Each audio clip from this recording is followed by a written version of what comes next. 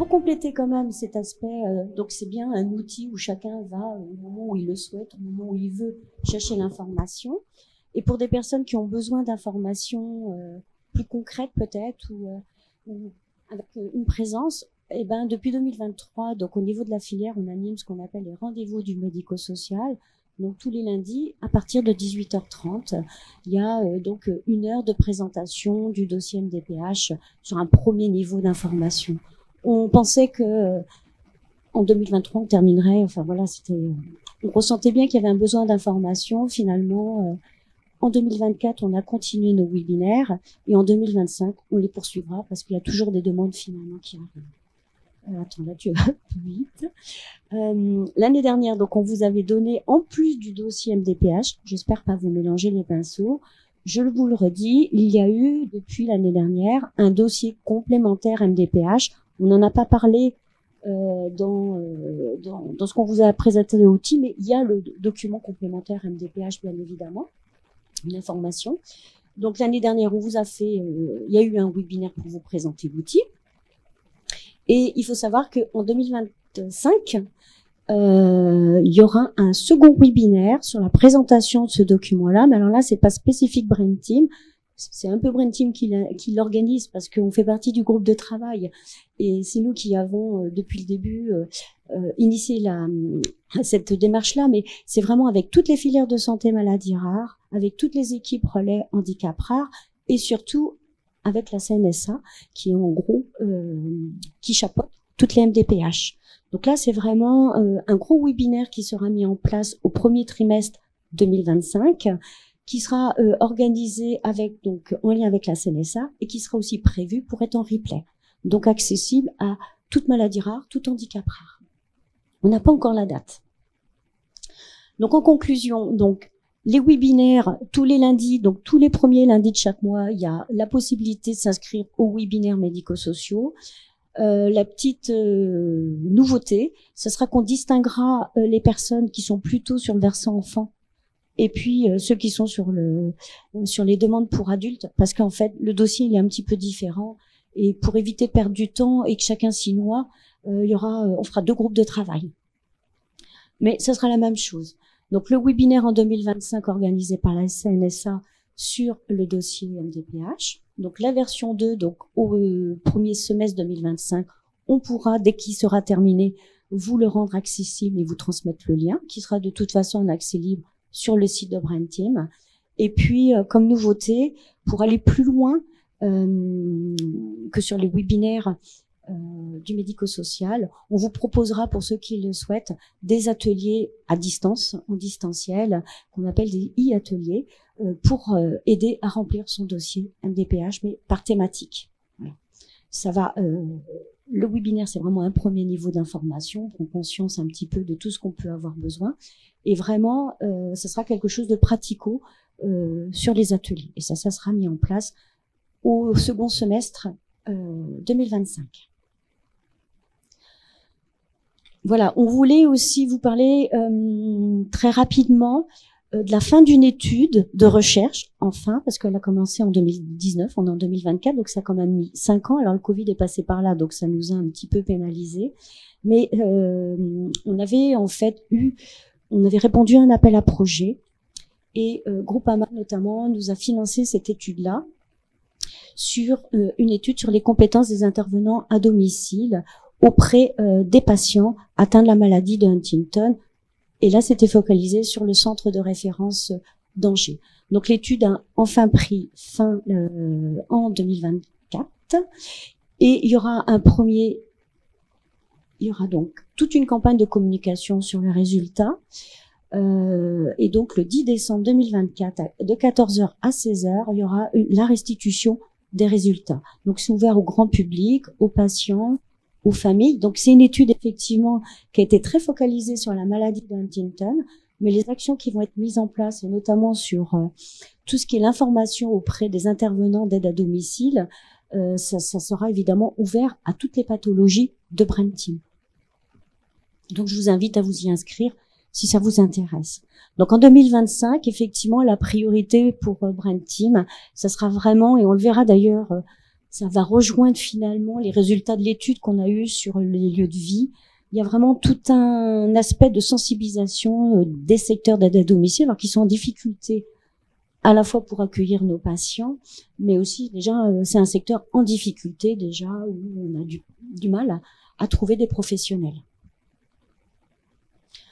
En 2024, donc, on depuis longtemps mis en place des webinaires. En 2024, on en a mis 14. Donc, il y en a 12 déjà faits, puis il y en aura 2 autres en décembre. On a eu plus de 200 inscriptions, donc c'est plutôt satisfaisant et ça nous amène du coup à vous reproposer en 2025 des futurs webinaires.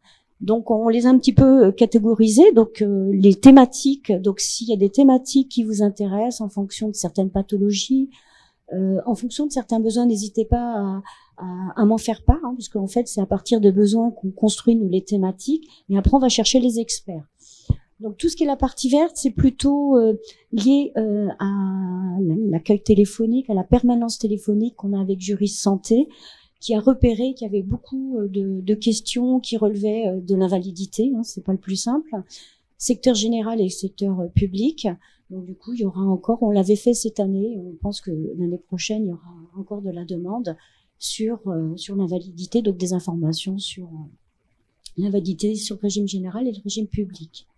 Il y aura aussi donc on va en parler juste après et cet après-midi, donc un webinaire débat sur le permis de conduire, notamment avec la nouvelle réglementation de 2022. Donc ça, c'est plutôt à la demande des associations de patients. Et il y aura des webinaires sur les mesures de protection juridique, plus ciblés sur le mandat de protection future cette année. Voilà, donc il y aura évidemment des informations, tout ce qui concerne un peu des aides, parce qu'on se rend compte que c'est pas si simple que ça de savoir à quoi on a besoin. Donc PCH, la prestation compensatrice du handicap sur l'aide humaine, la prestation compensatrice sur l'aide technique, l'APA c'est l'aide. Alors on s'est rendu compte aussi qu'on avait peu développé d'informations sur tout le secteur personnes âgées. Alors sur une partie en fait de nos patients de notre filière, les EHPAD sont aussi des réponses, en fait sur des lieux de vie potentiels. Et puis il y a aussi des personnes qui ne relèvent pas malheureusement de la MDPH et des droits que peut ouvrir la MDPH. Et donc on est sur le système APA. Donc du coup il y aura une information sur l'APA, l'allocation pour personnes âgées. Et puis il y en aura donc sur l'allocation pour les enfants et sur le droit des aidants.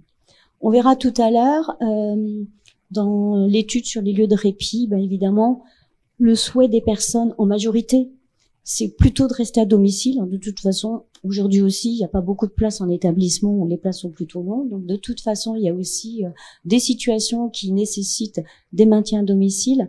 Donc il y aura tout 3 webinaires qui seront un peu orientés sur tout ce qu'on peut, les services, les différents services qui peuvent être aidants sur des personnes qui souhaitent vivre à domicile. Donc avec les SAVS, les SAD et les SIAD, les séjours de répit, et puis la grande tendance, les habitats partagés ou l'habitat inclusif. C'est la même chose. Donc ça, vous êtes très demandeurs. Et puis, pour répondre en fait à l'étude aussi que je vais vous présenter après, il y aura 2 témoignages sur ce qu'on appelait autrefois les SSR, sur les centres de rééducation fonctionnelle.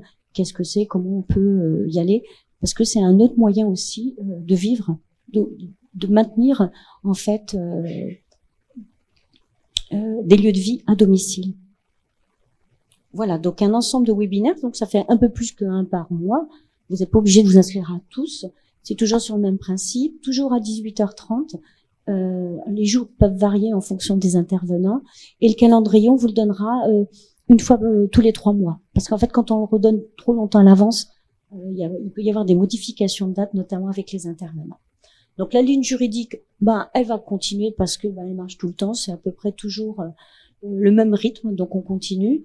À savoir quand même que il y a Santé Info Droit et Maladies Rares Info Service qui sont aussi des plateformes qui peuvent être très utiles. Donc je vous le rappelle, pour vous donner des informations sur le droit, sur des questions que vous pouvez avoir. Du coup, ce qu'on va mettre en place et qui sera nouveau, c'est que au même titre qu'il y aura une ligne téléphonique juridique, il y aura une ligne téléphonique médico-sociale tous les lundis. À partir du mois de janvier 2025, parce qu'on se rend compte en fait qu'on a de plus en plus de demandes Et c'est plutôt par mail que ça se passait. Donc si les personnes ne peuvent pas accéder à l'outil informatique, hein, vous l'avez dit tout à l'heure, ben, il y aura la possibilité d'appeler sur un numéro qu'on vous transmettra en janvier 2025. Ça complétera la lune juridique. L'année dernière, je crois, je vous avais parlé, en tout cas c'est un projet qu'on tenait, pour aider un petit peu aussi les patients, les aidants à s'y repérer sur qui peut vous aider sur vos territoires, là où vous habitez, dans l'élaboration d'avoir certaines informations et des personnes qui peuvent, des personnes ressources qui peuvent vous aider. On avait en fait proposé une cartographie, vas-y, qui voilà, donc la cartographie a changé, donc elle a été faite si on accès libre prochainement, en tout cas ça le sera sur notre site internet. L'idée c'est déjà d'aider les personnes à repérer qui sont les interlocuteurs que vous pouvez avoir sur vos territoires. Alors il n'y a pas d'adresse parce que évidemment chaque territoire est différent, donc mais de se dire voilà, si quelqu'un si on a besoin, ça tombe bien, c'est d'actualité, si quelqu'un a besoin d'être aidé pour remplir son dossier MDPH, qui peut l'aider? Donc on vous liste en fait, il n'y a pas d'ordre de préférence, simplement tu peux revenir en arrière.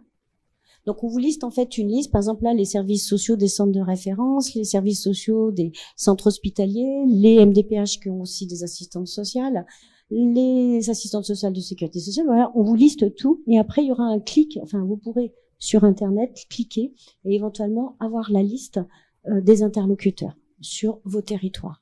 Donc ça, c'est une première phase. On n'a pas encore pour l'instant toute la liste de tout parce que vous voyez, c'est énorme. Mais déjà, c'est un premier niveau pour vous aider à savoir qui peut vous aider.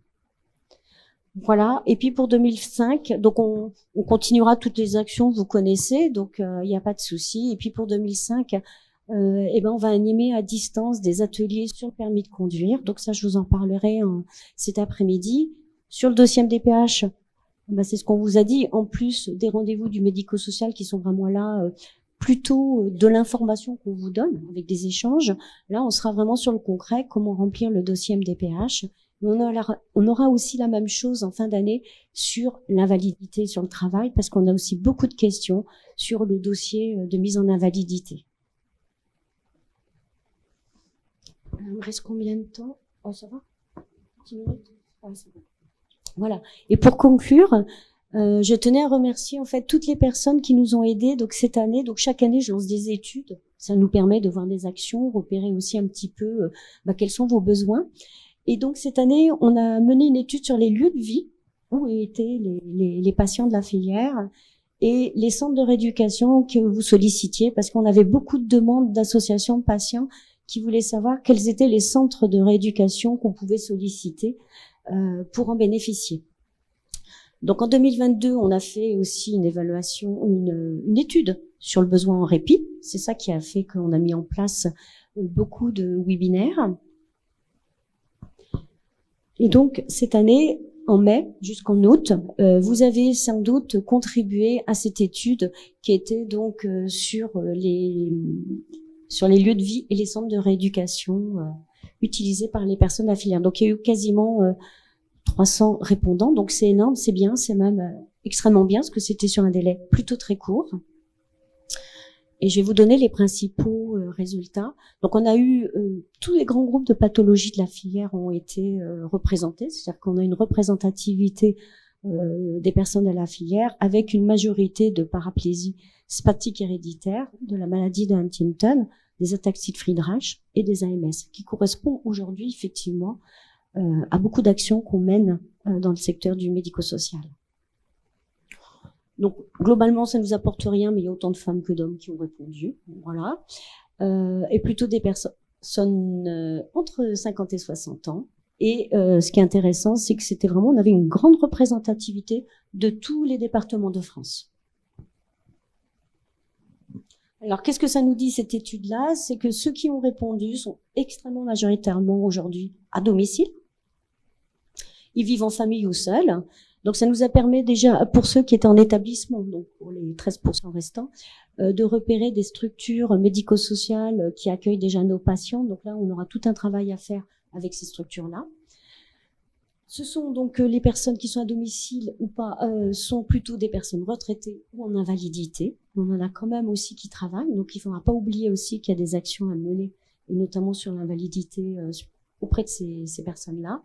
Et pour les personnes donc, qui sont à domicile, elles sont à 80%, donc c'est énorme, globalement satisfaites d'être à domicile. Donc c'est ça qu'il faut retenir, c'est que les gens souhaitent rester à domicile, même si il est pointé qu'il y a aujourd'hui un manque d'adaptation et d'accessibilité au niveau des logements, que ce soit des logements où vous êtes propriétaire ou des logements où les personnes sont locataires, qu'il est difficile pour les personnes de repérer les aides financières pour l'aménagement du logement, et qu'il y a, alors ça c'est pas un scoop, mais c'est bien resitué, qu'il y a un manque d'aide à domicile, c'est-à-dire que les personnes aujourd'hui sont à domicile et sont en quête de trouver des intervenants à domicile selon leurs besoins. Donc on va, pour les personnes qui ne sont pas satisfaites, donc on n'en a pas beaucoup, mais il y en a quand même 13% qui ne sont pas satisfaites, c'est quand même des personnes qui souhaitent rester dans leur lieu de vie actuel, qui sont essentiellement le domicile ou l'habitat inclusif. Et puis on a quand même 9% de personnes qui sont en attente d'une place en institution. Donc les difficultés d'accessibilité au logement reviennent. Les personnes qui ne sont pas satisfaites de leur lieu de vie actuel, ce sont des logements qui sont plutôt en zone rurale en fait, ou un logement qui est mal situé, et donc il y a toujours le problème de l'autonomie et des transports, c'est ça qui est pointé. Et puis pour ceux qui sont à domicile et qui sont pas satisfaits, ça rejoint le point qu'on a vu juste avant, il y a une méconnaissance des maladies rares des professionnels qui interviennent à domicile. Ça fera partie de toutes les actions qu'on mettra en place en 2025 pour sensibiliser les professionnels des secteurs d'aide à domicile. Voilà. Alors la projection sur un lieu de vie futur. Donc là, je vous saute un certain résultat qu'on a eu. 40% des patients pensent avoir besoin quand même d'un nouveau lieu de vie. C'est-à-dire que c'est énorme, hein. Même si les gens sont contents aujourd'hui d'être à domicile, 40% pensent qu'à un moment donné, le lieu de vie actuel ne sera pas en adéquation avec les besoins. Et ce qui est plutôt inquiétant, c'est que 28% annoncent d'un besoin nouveau de lieu de vie dans moins d'un an, et 25% entre 2 et 5 ans. C'est-à-dire que 50%, c'est à moins de 5 ans. C'est-à-dire qu'il va falloir qu'on réfléchisse et qu'on voit de quelle manière on peut vous accompagner pour ce nouveau lieu de vie ou le maintien à domicile, avec évidemment des aides adaptées. Alors pour les personnes qui doivent, enfin qui pensent changer de lieu de vie, hein, bon, il y en a qui ne savent pas pour l'instant quel lieu de vie elles auraient besoin. Ce qui apparaît important, c'est qu'il y en a quand même presque 30% qui souhaitent vivre et rester à domicile, ça c'est normal, et ça s'entend. Et puis 25% qui ont des projets d'entrée en institution médico-sociale. Donc comme je vous ai dit tout à l'heure, effectivement la difficulté c'est les places. Aujourd'hui c'est quand même pas simple. Donc il y a tout un travail entre guillemets d'anticipation sur les inscriptions en institution. Et là on essaiera de voir comment on peut vous aider pour essayer de trouver des places. Donc en conclusion, au niveau donc de la filière, toutes les personnes qui souhaitent, soit qui soient en attente aujourd'hui de place ou qui ont un projet peut-être d'aller en établissement d'ici quelques années, on va remobiliser nos établissements, vous savez, ressources, hein, donc sur toutes les régions, on a des établissements médico-sociaux partenaires pour essayer de repérer des établissements qui accueillent, qui acceptent d'accueillir nos patients. En fonction aussi là du choix du lieu de vie des patients, parce que l'objectif, c'est généralement, c'est pas que les personnes déménagent, mais qu'elles restent sur le territoire où là, elles ont déjà des personnes qu'elles connaissent et qui pourraient venir les voir en établissement. Pour les patients qui nous ont signalé qu'ils étaient dans un établissement, une structure, hein, donc notamment les structures d'aide à domicile, qui pointent une méconnaissance de la maladie rare, du coup, on mènera des actions de sensibilisation auprès de ces professionnels-là pour leur donner des informations sur la prise en charge de nos pathologies. Pour ceux qui ne savent pas trop aujourd'hui finalement quel sera le lieu de vie de demain, eh ben, tous les webinaires qu'on met en place pourront vous aider à savoir ce qui existe et à voir un petit peu vers quoi vous seriez intéressé. En 2025, donc je vous l'ai dit, ben, on a beaucoup, donc on est vraiment en train là de créer des outils à destination des professionnels, des intervenants à domicile. C'est pas par la formation présentielle que ça marche aujourd'hui parce qu'ils n'ont pas le temps.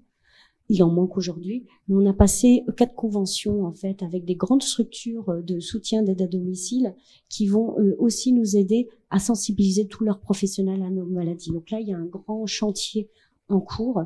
Et puis, on a créé des outils aussi pour ces professionnels-là.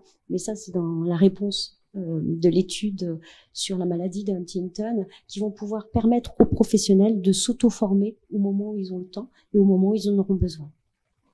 Et pour 2025, tous les colloques qu'on fera sur la partie médico-sociale, il y aura aussi une information sur ce qu'est l'habitat inclusif et l'habitat partagé, parce que c'est aussi des fortes demandes que vous avez sur comment les repérer et comment en bénéficier. Et puis, il y aura du coup aussi un webinaire sur cette thématique-là. Voilà, je crois que c'est fini, presque. Il y avait aussi toute une partie sur l'étude, j'ai oublié, sur le recours à un centre de rééducation. Donc, sur les 300 répondants, la moitié ont répondu qu'ils avaient fait appel à un centre de rééducation. Donc, c'est énorme. Et finalement, sur les centres de rééducation auxquels vous avez fait appel, 80% des personnes sont très contentes. Donc, ça veut dire que c'est plutôt bien. Et incontestablement, le site qui a été tout le temps cité et à plusieurs reprises, c'est Hendaye. Je ne vais pas vous redire Hendaye, l'hôpital marin d'Hendaye, effectivement, il est bien repéré pour avoir les compétences pour accueillir nos patients. Et après, on a eu une multitude de centres qui n'apparaissent pas, en fait, le maximum, ça doit être 2 fois où c'est revenu. Donc, je vous rassure, j'ai mis la liste pour vous faire voir qu'il y a un ensemble, on a pu repérer un ensemble de structures qui accueillent nos patients. Et l'objectif, puisque ça avait été demandé, et puis je pense que ça sera beaucoup plus pertinent pour vous, c'est qu'avoir cette liste-là qui est un petit peu tout azimut. Donc, on a fait toute une recherche aussi sur les coordonnées, parce que des fois, on nous a cité le site, mais on nous a pas donné les adresses et les coordonnées. Donc, on a fait tout un travail sur les centres de rééducation que vous les avez cités, puisque 80% des gens sont contents. C'est-à-dire qu'on va pouvoir vous les mettre à disposition. Et on pourra faire une requête en fonction des maladies. C'est-à-dire, sur la maladie de Huntington, on pourra vous dire tous les sites qui ont été cités. Hendaye, évidemment, pour la maladie de Huntington a été cité, mais pas que. Donc, on pourra vous donner la liste des centres de rééducation qui ont été cités par grand groupe de pathologies. Donc, à la fois, on peut vous donner tous les sites, tous les centres qui ont été cités, et à la fois, si vous voulez aller plus finement en fonction de vos pathologies, aussi vous les transmettre. Donc ça, d'ici la semaine prochaine, ces listes-là seront disponibles pour les présidents d'associations de patients. Et en conclusion, du coup, ben voilà, on est en train... Si, c'est bon, la conclusion. Hop. La conclusion, c'est la réalisation de la liste des centres de référence, de n'importe quoi. La liste des centres de rééducation, il y a une erreur, c'est pour ça m'a induit en erreur. Les centres, les SMR, les centres de médicaux de réadaptation par pathologie, et puis d'informer ces centres-là de l'existence aussi de BrainMove, parce qu'on est sur la rééducation aussi fonctionnelle, donc c'est peut-être quelque chose sur lequel ce serait intéressant de les sensibiliser. Et puis le 10 décembre, ben, on ira plus loin pour vous expliquer plus dans le détail et échanger avec vous aussi sur les résultats de l'étude, et puis aussi sur les actions qu'on peut mettre en place. Et puis si vous avez des idées, n'hésitez pas à venir m'en faire part pour pouvoir proposer aussi des actions. Voilà, donc en tout cas, je remercie toutes les personnes qui ont répondu à ce questionnaire-là très rapidement. C'était très instructif et on voit que à chaque fois que vous répondez, vous voyez, on arrive à trouver des actions et à trouver des leviers en fait pour faire avancer les choses.